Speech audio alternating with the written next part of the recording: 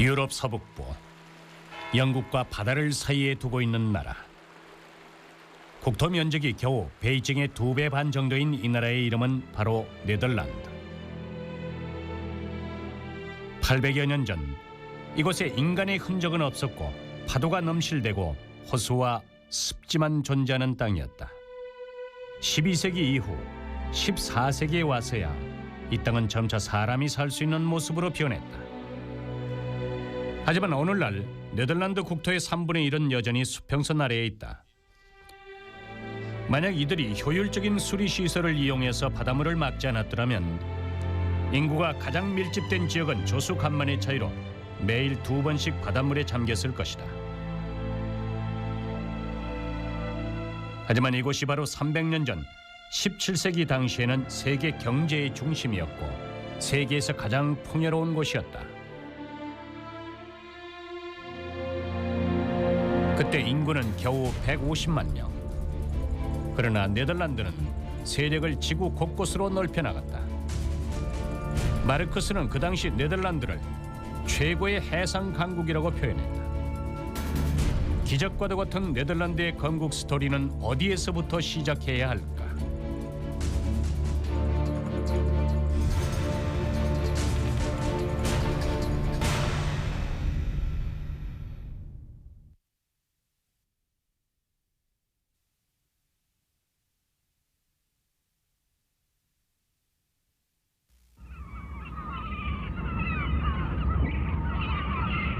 바다는 항상 가장 잔잔한 곳에서 큰 파도를 일으킨다.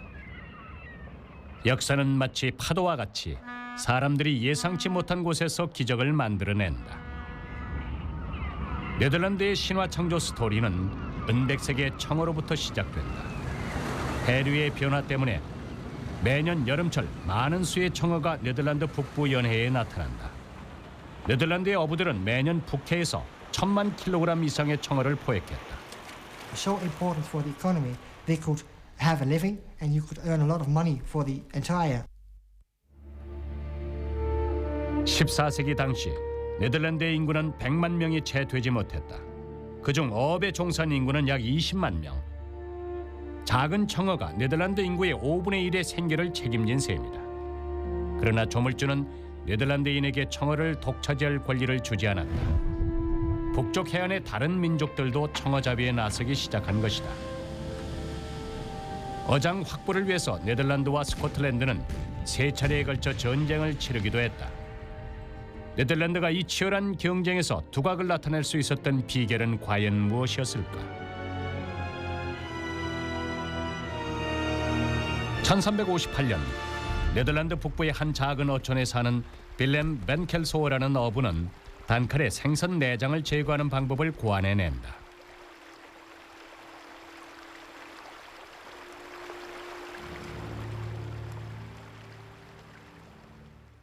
You slit the herring open, take out the intestines, cut off the head, and then put it in salt. And then you can actually keep it for more than a year, which was unique because there was no ice boxes or refrigeration. So that's why the Dutch herring could be sold all over Europe, especially in England.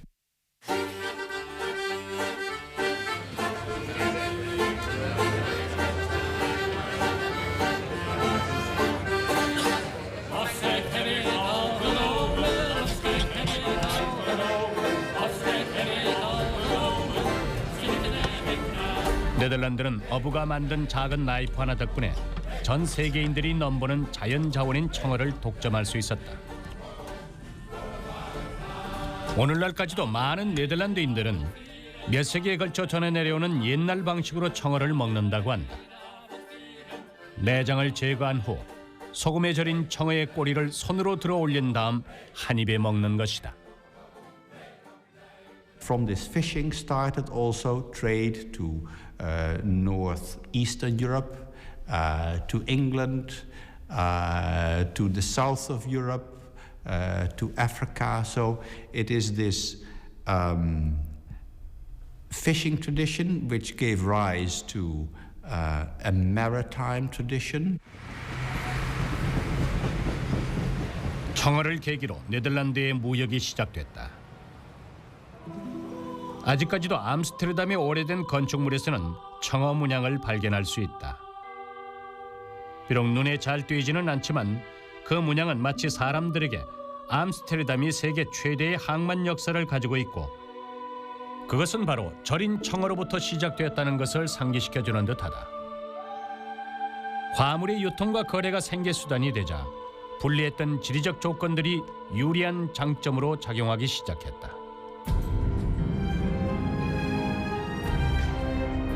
유럽 대륙의 서북 쪽에 위치한 네덜란드는 대서양의 북해와 마주보고 넓은 유럽 대륙을 등지고 있으며 유럽의 주요 수로의 두 갈래가 바로 이곳에서 바다와 이어진다. 네덜란드는 배수를 위해서 많은 운하를 건설했고 당시 유럽에서 가장 발달된 수상교통 네트워크를 구축했다.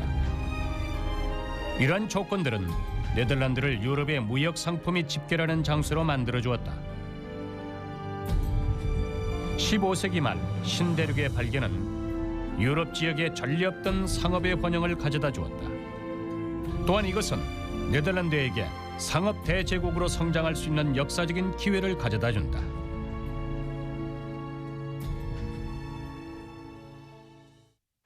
최초로 원양 항해를 시작한 포르투갈과 스페인이 무력을 이용해서 재물을 약탈했다면 네덜란드는 미약한 왕권과 충분하지 못한 인력 때문에 자연스럽게 상업 무역을 통해서 재력을 늘려갔다. 동시에 자국 국력을 키울 수 있는 탁월한 경쟁 방식과 상거래 체계의 노하우를 쌓아갔다. 무역 중개인, 대리인, 가공업자와 판매상 역할을 해왔던 네덜란드는 포르투갈과 스페인에서 많은 향신료와 비단, 황금을 싣고 나와서 유럽 각지에 팔았다.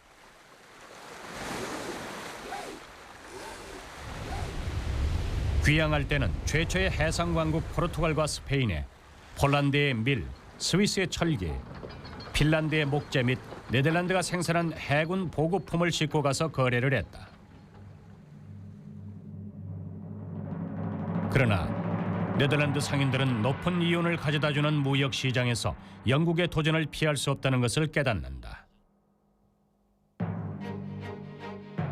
그 당시 영국의 면적은 네덜란드보다 3배가 넓었고 인구는 5배가 더 많았다. 대서양의 섬나라였던 영국은 네덜란드보다 지리적 조건 또한 우월했다. 위기에 물린 네덜란드는 과연 어떤 방법으로 강력한 파워를 가진 경쟁 상대인 영국을 이겨낼 수 있었을까? 단칼에 청어 내장을 제거하는 방법으로 당시의 경쟁자를 제압한 네덜란드. 네덜란드가 이번에 영국을 이길 수 있었던 건 최저 비용으로 선박 제작을 할 수 있는 설계 능력 덕분이었다.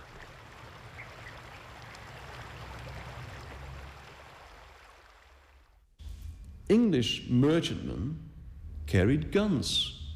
They were armed.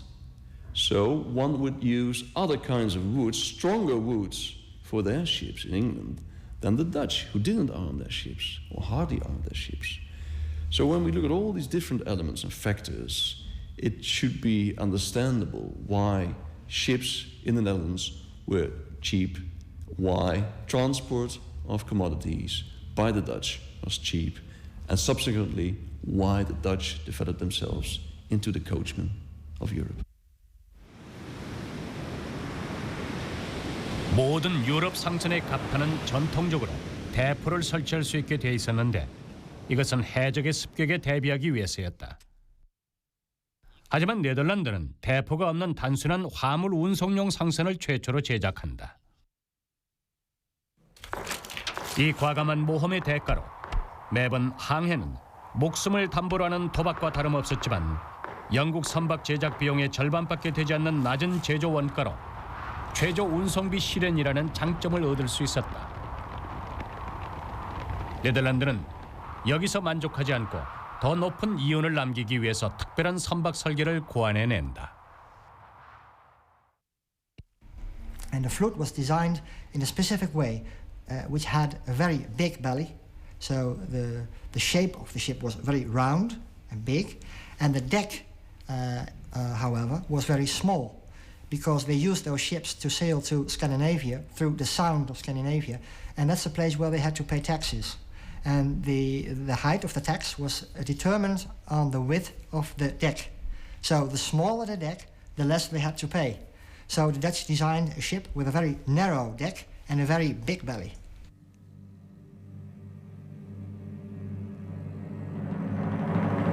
획기적인 선박 설계로 네덜란드는 세계가 인정하는 바다의 마부란 호칭을 얻는다.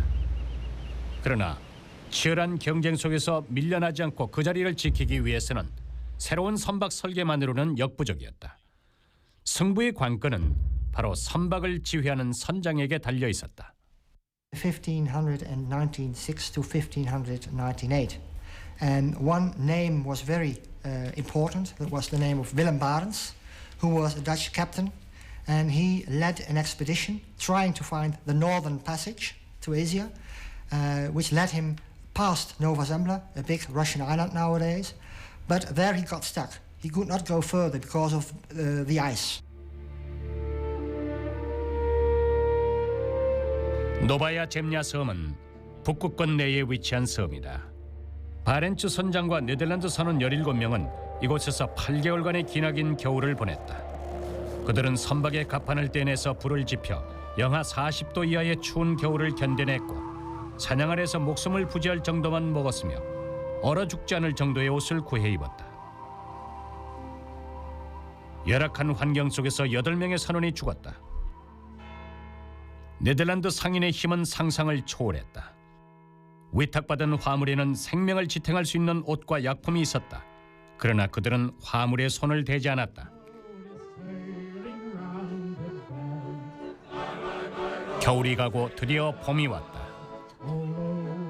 살아남은 이들은 위탁받은 화물을 아무런 손상 없이 네덜란드로 싣고 돌아와 위탁인에게 전달한다. 그들은 생명을 담보로 고객에 대한 신용을 지켜 후세에도 영원히 기록될 위대한 상도이의 선례를 남긴 것이다.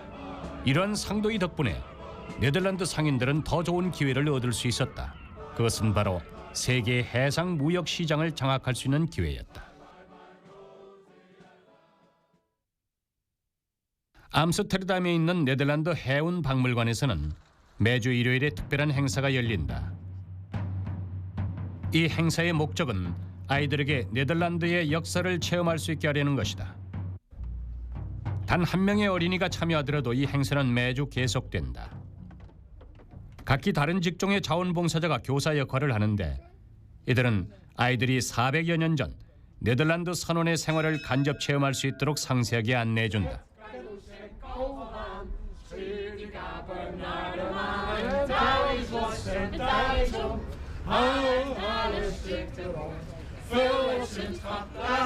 오늘날 네덜란드의 어른들은 아이들에게 입버릇처럼 말한다. 우리 네덜란드가 존재할 수 있었던 것은 우리 조상이 자신의 일에 최선을 다했기 때문이란다.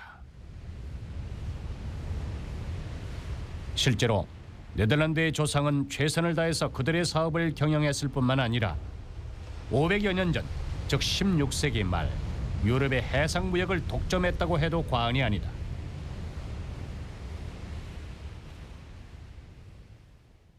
The Dutch merchant fleet was larger than the French, English, and Scottish one combined. There were 1,800 ships, merchant ships in the Netherlands, available for everyone in Europe.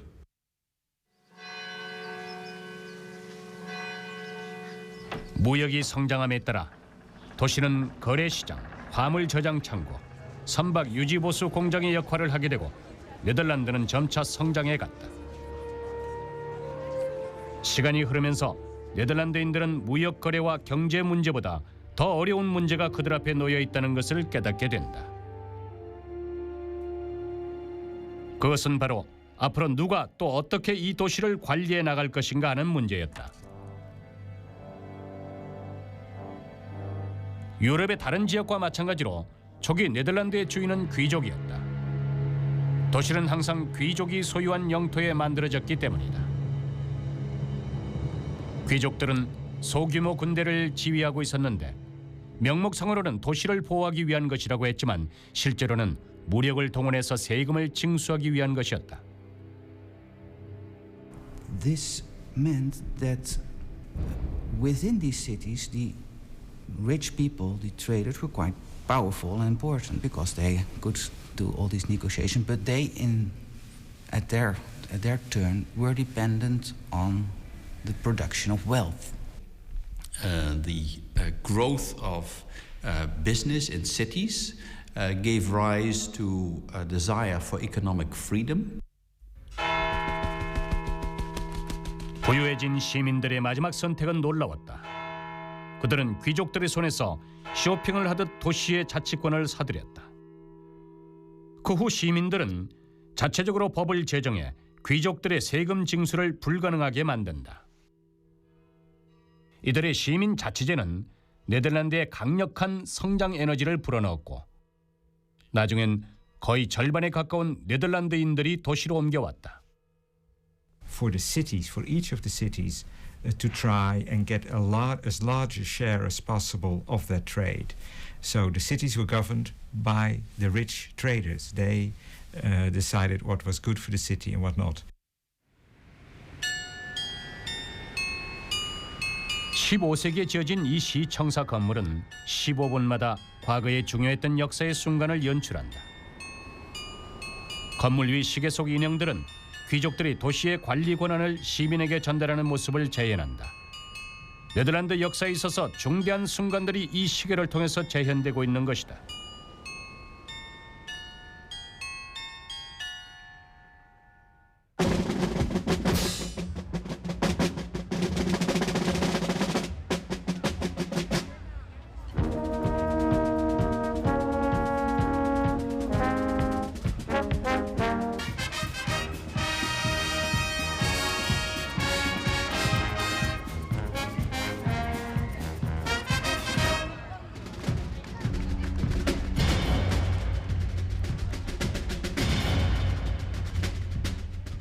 네덜란드인들이 도시 경영에 힘쓰고 있을 때 유럽의 정치 판도는 급격한 변화를 보이기 시작했다.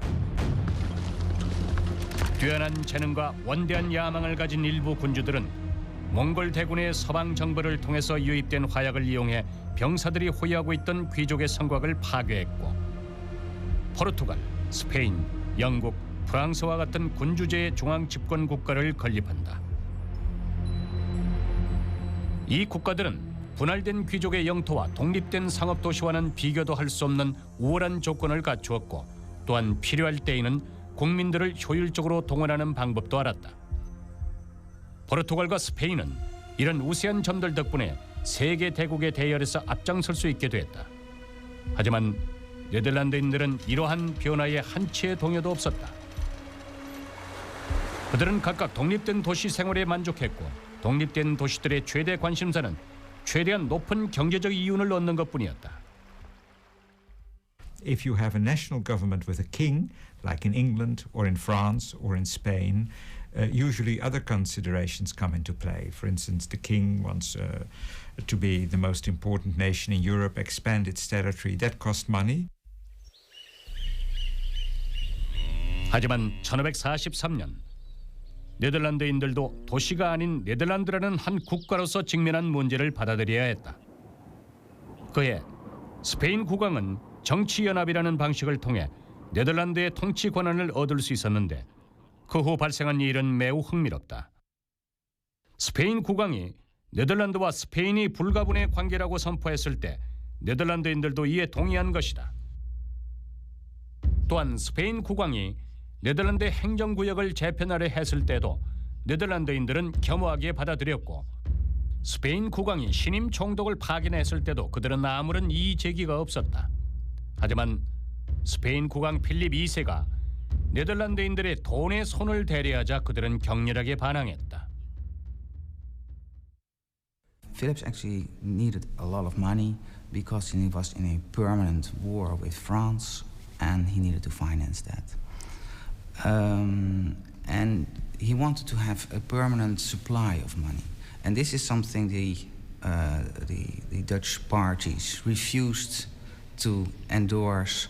They wanted to agree on set amounts of money to be contributed. 네덜란드의 독립전쟁이 발발했다. 전쟁 초기 스페인 군대는 허술한 네덜란드 군대를 쉽게 물리쳤다. 6년이 채 안 되는 기간 동안 15만 명에 달하는 네덜란드인들이 죽어갔다. 가혹한 현실은 자치정부를 가진 네덜란드를 단결하게 만들었다. 1579년 네덜란드 북부 7개 주의 대표는 이곳에서 합의서를 체결하고 군사연맹을 조직해 적군에 대항했다. 전쟁은 네덜란드에게 유리한 방향으로 흘러갔다. 네덜란드인의 연합 덕분이기도 했고 필립 2세가 유럽에서 많은 국가들과 적대적인 관계가 돼 수년간 전쟁이 계속되는 바람에 스페인의 국력이 약화됐기 때문이기도 했다.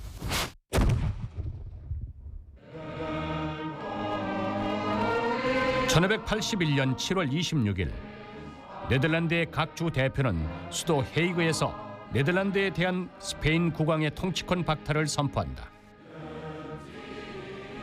한 회사에서 무능한 직원을 해고시키듯 스페인 국왕을 내쫓은 네덜란드인들은 그제서야 자신들의 국가에 대해 진지하게 고민하기 시작했다. 과연 이 나라를 누가 다스리고 보호해야 할 것인가? They were anxious not to say they had no king, because that was undone at the time. They could not say we are now a republic. That would have been too novel. 독립전쟁을 주도했던 상인들이 가장 원했던 것은 정치적 권리가 아닌 상업적 이윤이었다. 그들은 자신들을 지켜줄 수 있는 힘이 있는 보호자를 원했고 네덜란드의 안전을 보장해 자신들이 사업에만 전념할 수 있길 간절히 바랬다. 얼마 지나지 않아 상상도 못한 일이 발생했다. 네덜란드인은 자신들의 나라를 영국의 여왕 엘리자베스 1세에게 맡긴 것이다. 영국 여왕은 네덜란드 상인들의 요구를 흔쾌히 받아들였고 군대를 파병하여 네덜란드인의 생명과 재산을 보호해 주었다. 하지만 상인들은 영국 여왕이 네덜란드를 보호해 준다는 명목으로 받아가는 돈이 자신들이 내쫓았던 스페인 국왕이 받아가던 것보다 더 많다는 것을 깨닫게 된다. The cities, especially the cities in Holland, said, well, we don't think so. Maybe this is not such a good idea, and maybe we should make you into some kind of sovereign, but a sovereign without too much sovereign power.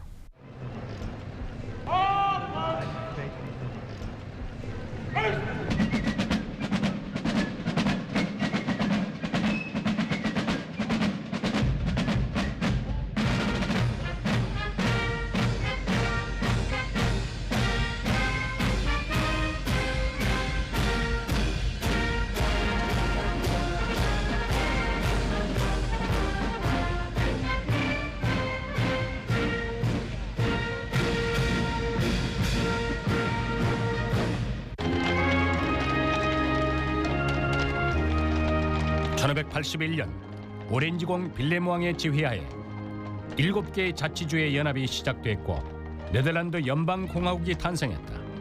인류 역사상 전례가 없는 국가가 탄생한 것이다. 이것을 많은 사학자들은 상인 계층에게 충분한 정치 권력을 부여한 세계 최초의 국가의 탄생이라고 말한다. That is indeed something typical in the Netherlands, a combination of a kind of republican democracy where the actual political power is in the hands of the intellectual and business elite. The various provinces, the states in Holland, especially those with port cities, were governed by the elites, commercial elites, chosen by the cities, and the national government, the States General, the representatives of all these states, came from the same families. So in many ways you could say, yes, the Dutch Republic looked like commercial enterprise, like a family enterprise. 새로운 국가는 탄생됐지만 국가의 미래는 안개가 낀 듯 흐렸다. 국토, 자원, 인구 등 조건만으로만 비교한다면 네덜란드는 한 국가로서 생존할 만한 조건을 갖추지 못한 듯 했다.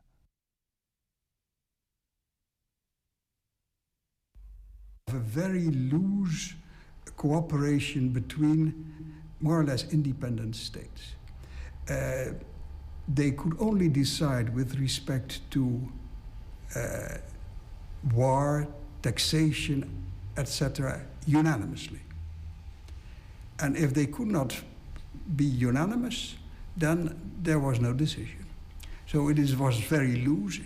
Sometimes it is nowadays compared to the European Union. 건국 초기 조직력이 약한 이 작은 국가는 심각한 위기에 직면할 수밖에 없었다. 독립 이전 스페인과의 무역은 네덜란드의 가장 중요한 자금원 중 하나였다. 하지만 독립 후 스페인 국왕은 자국의 모든 항구를 봉쇄했고 네덜란드 선박의 스페인 입항을 금지했다. 경제의 생명선이 끊겨버린 것이다. 그렇다면 이 신흥 공화국의 돌파구는 무엇이었을까?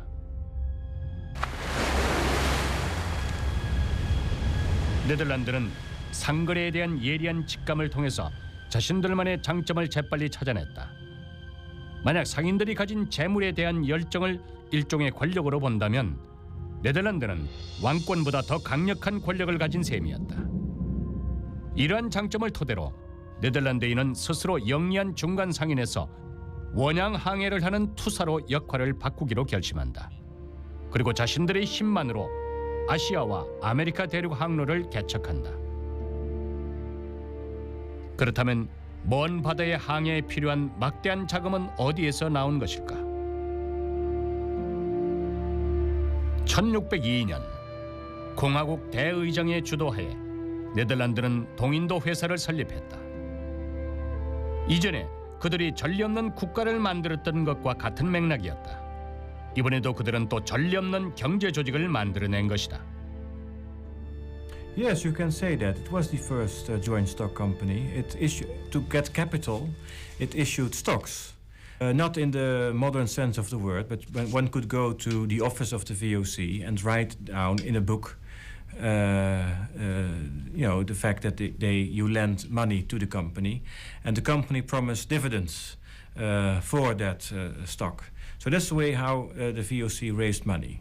They raised 6.5 million guilders in that time, so about 3 million euros, which was in that time about billions. And with that money, they started the company. 동인도 회사는 사회 구성원을 통한 자금 모집 방식으로 분산됐던 국민들의 돈을 세력 확장을 위한 자금으로 모으는 데 성공한다. 심지어 암스테르담 시장의 집에서 일하는 하녀의 쌈짓돈조차도 동인도 회사에 투자됐다. 수천, 수만 명의 국민이 자신의 생명과도 같은 소중한 자산을 높은 이윤을 보장하지만 동시에 큰 위험성도 존재하는 사업에 투자한 것이다. 여기엔 네덜란드인이 가진 재물에 대한 강한 갈망도 원인이 됐지만 더 중요한 건 네덜란드 정부도 동인도 회사의 주주 중 하나였다는 것이다. 이들은 정부가 가지고 있는 권한을 25,000 길드로 환산하여 그 돈을 동인도 회사에 투자했다. 그리고 정부의 이러한 참여는 동인도 회사의 권한과 신용도를 높여주었다.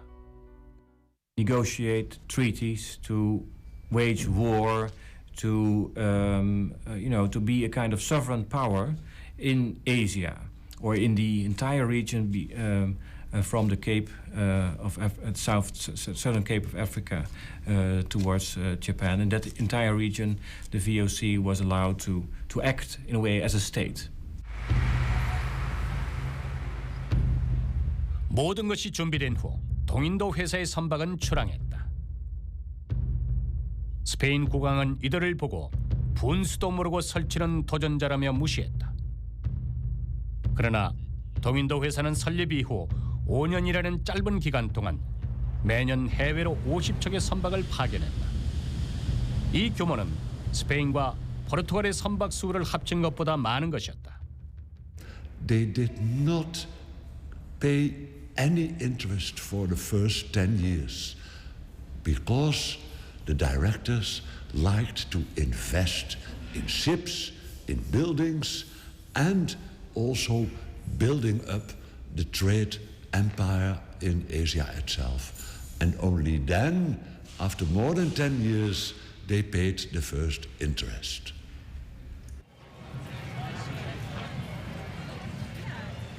(10년) 동안 주주들에게 수익금을 주지 못한 이러한 회사가 대체 어떻게 투자자의 인정을 받을 수 있었을까? 그 이유는 네덜란드인들이 개발한 새로운 자금 유통 체제 때문이었다. 1609년 세계 역사상 최초의 주식 거래소가 암스테르담에 설립됐다. 주식 보유자는 원하면 언제든지 주식 거래소를 통해서 자신의 주식을 현금으로 바꿀 수 있었다.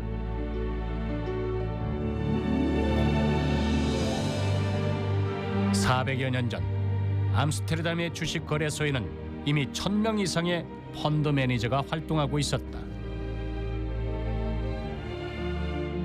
그 당시 아직 전문적인 주식 브로커는 없었지만 고정 거래자들의 거래는 진행됐다. 이곳은 당시 유럽에서 가장 활발했던 자본 시장이었다. 주식 거래를 하러 이곳에 온 사람들 중엔 네덜란드인뿐만 아니라 외국인들도 많았다. 300평도 채 안 되는 이곳에서 발생된 수많은 주식 수익금은 네덜란드 국고와 네덜란드 국민들의 지갑으로 들어갔다. 네덜란드는 영국과의 국채 거래로만 매년 2,500만 길더 이상의 수익을 얻을 수 있었고 그 가치는 화이트 골드 200만 톤에 해당하는 금액이었다고 한다. 대량의 화폐가 전례 없던 빠른 속도로 유통되기 시작하자 과부하를 견디지 못한 네덜란드의 경제 혈관은 막히기 시작했다. 이때 원활한 자금 흐름을 돕기 위해서 네덜란드가 선택한 해법은 바로 현대 경제의 핵심이라 할 수 있는 은행을 설립하는 것이었다. Now, the Bank of Amsterdam is very interesting because that was founded in 1609, almost 100 years before the Bank of England. It was a city bank. It was a Wissel bank, an exchange bank. It took in deposits. It made loans. All payments over a certain amount had to pass through the Bank of Amsterdam. And what it meant was that it acted as a stabilizing influence on the Dutch economy. More importantly, it created what we now call credit, but was called at the time imaginary money. 은행의 신용도를 높이기 위해서 암스테르담은 그 어떠한 이유로도 은행 거래의 자유를 제한하지 못하도록 하는 법을 제정했다. 그 후 상상치도 못한 일이 일어난다. 네덜란드와 스페인 군대가 해상에서 전투를 벌이고 있을 때에도 스페인 귀족은 네덜란드의 암스테르담 은행에서 자유로운 예금 거래를 할 수 있었다. 네덜란드 은행은 적대 관계에 있는 국가에도 합법적인 대출을 해주고 있었던 것이다. The Dutch actually constructed their governments in order, local government, regional government, national government, in order to fit their commercial needs. With different kingdoms and princes fighting each other, but the Netherlands in that struggle always remained neutral and focused on its own economic growth. 사학자들의 의견에 의하면 네덜란드 사람들은 현대 경제 제도의 창시자로 그들은 은행, 증권거래소, 유한책임공사를 상호 연계가 가능한 하나의 금융체제로 통일시켰고 그것이 폭발적인 자금 증가를 가져왔다는 평가를 받고 있다.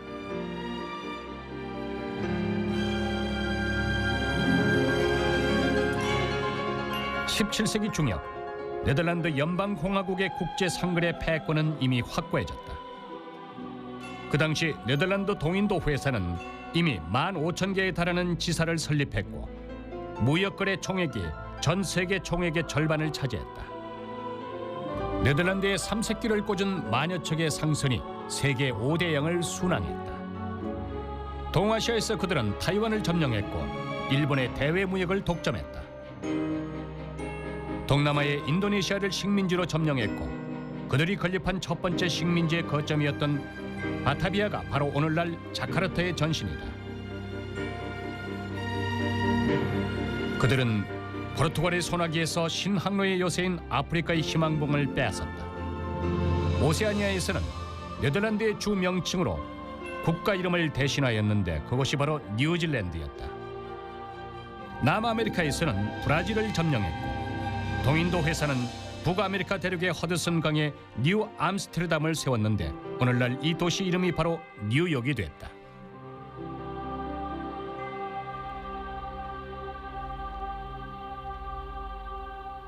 And to understand how Amsterdam people looked upon themselves, we can have a look at a painting. The Maid of Amsterdam, Madame Amsterdam. So Amsterdam in the 17th century is the center of the world, and that's why the city maid has her hands on top of the globe. Okay. Our globe, our world, this world is ours.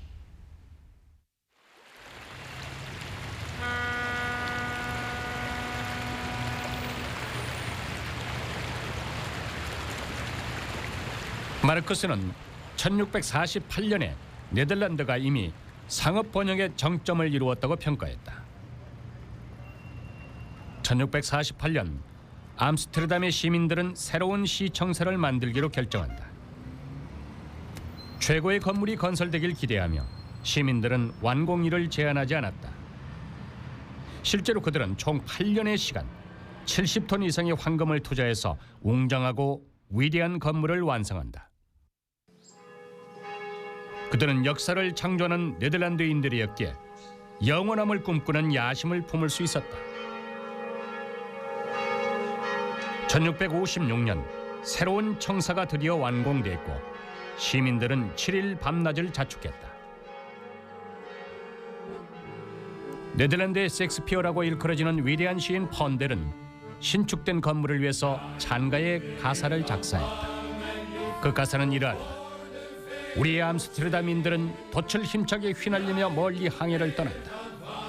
높은 수익은 우리를 먼 바다로 인도했다. 재물을 얻기 위해 우리는 세상의 모든 바다와 항구로 향할 것이다. 시인이자 극작가인 펀델이 이 노래를 지었을 때 네덜란드 동인도 회사는 실제로 외교 사절단을 싣고 머나먼 아시아로 돛을 휘날리며 항해하고 있었다. 1656년 네덜란드 사절단이 베이징에 도착했다. 중국은 당시 청나라 시대였으며 반갑게 그들을 맞이했다. 하지만 네덜란드 사절단도 중국에 도착한 모든 사절단이 겪었던 어려움에 빠진다.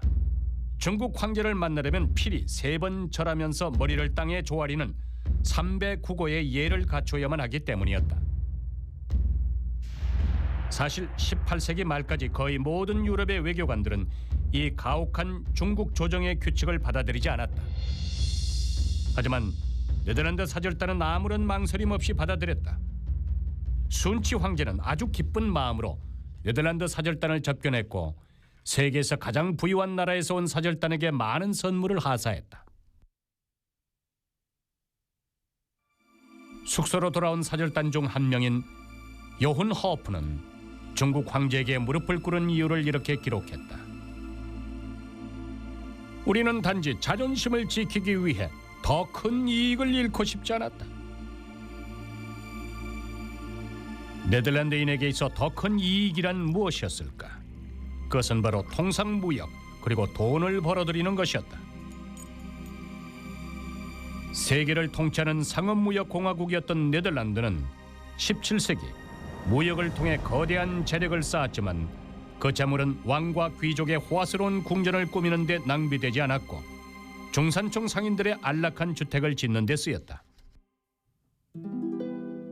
네덜란드인들의 부유한 생활 풍경은 베르메로, 렘브란트 등 탁월한 현실주의 화가들에 의해서 생생하게 그려졌다.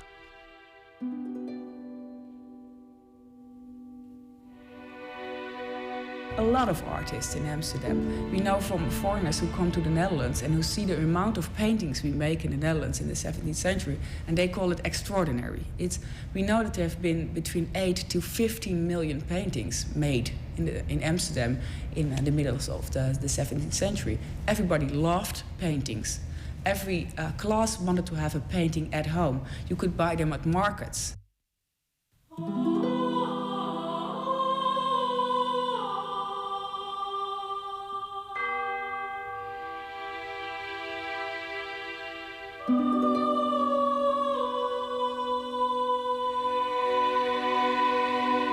수많은 작품 속에 국왕, 신하, 귀족은 거의 등장하지 않는다. 일반인의 평범한 생활상이 당시 예술작품의 주제였다.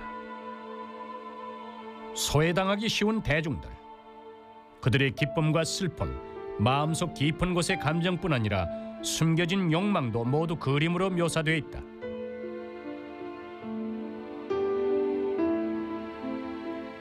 이것은 17세기의 유명한 화가 베르메르가 평범한 네덜란드 새벽의 모습을 그린 그림이다. 온화한 색조로 지극히 일반적인 일상과 평화롭고 화목한 분위기를 보여준다. 그림 속 주인공은 활기찬 생명력을 내뿜고 있다. 충분한 영양과 수면을 취할 수 있었기에 이렇게 건강한 신체를 갖고 있었을 것이다. 무엇에 전념하고 있는 이 평화로운 표정은 배고픔에 대한 공포나 가진 것을 잃을까 봐 걱정하는 모습이 아니다. 풍족한 환경 속에서 평생을 보낸 사람의 얼굴에서만 발견할 수 있는 표정일 것이다.